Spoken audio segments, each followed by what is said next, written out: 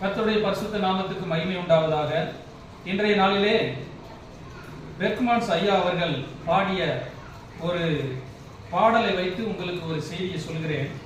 மகிமை அடையும் இயேசுராஜனே, மாறாத நல்ல மேய்ப்பரே, உந்தன் திருநாமம் வாழ்க, உலகமெங்கும் அரசு வருக என்று பாடியிருக்கிறார். ஒரு அருமையான பாடல்.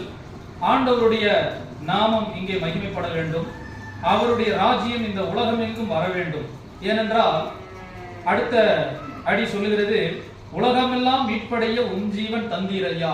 இந்த உலகத்தில் உள்ள அனைத்து மனிதர் மீட்கப்படும்படியாக ஆண்டவர் தம்முடைய ஜீவனை தந்திருக்கிறார்.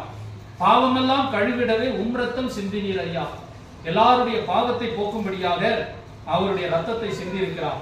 சாபமெல்லாம் போக்கிடவே முள்முடி தாங்கினீரே. நம்முடைய சாபத்தை எல்லாம் நீக்குவதற்காக அவர் முள்முடி ஏற்றார். நம்முடைய பாடுகளை ஏற்றுக்கொண்டார். கசையடிகள் எனக்காக, காயங்கள் எனக்காக. இதையெல்லாம் பார்க்கும் பொழுது இந்த முழு பூமியையும் ஆளுவதற்கு, இந்த முழு பூமியும் கர்த்தருடைய ராஜ்யமாக மாறுவதற்கு ஒரே ஒரு தகுதி படைத்த ஒருவர் உண்டென்றால் அவர் ஆண்டவராகிய இயேசு கிறிஸ்து தான்.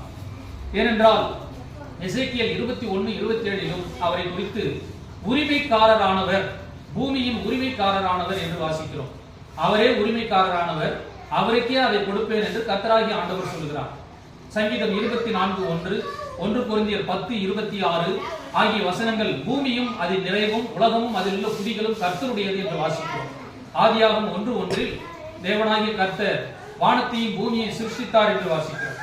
ஆகவே இந்த முழு உலகமும், முழு உலகத்தின் ராஜ்யங்களும் கர்த்தருடைய ஆளுகைக்கு கீழ் வர வேண்டும். அதற்கு தகுதியானவர் அவர் ஒருவரே. அவர் நல்லவர், சர்வ வல்லவர்.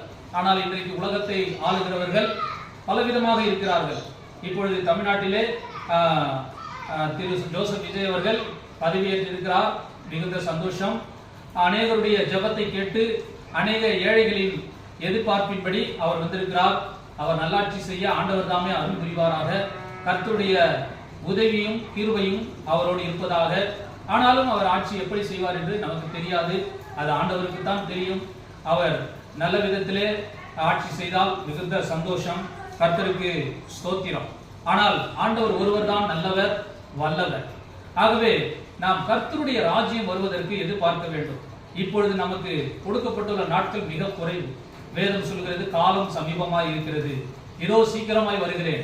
இது கடைசி நாட்கள் என்பதனாலே நாம் கர்த்தருடைய வருகைக்கு ஆயத்தப்பட வேண்டும். இது ஏதோ ஒரு அரசியலுக்காக பேசுகிறேன் என்றெல்லாம் நினைக்காதீங்க. அரசியலுக்கு நமக்கு சம்பந்தமே கிடையாது. நான் ஊழியக்காரன். இதை கேட்கிற நீங்கள் தேவ பிள்ளைகள், தேவ ஊழியர்கள். நமக்கென்று ஒரு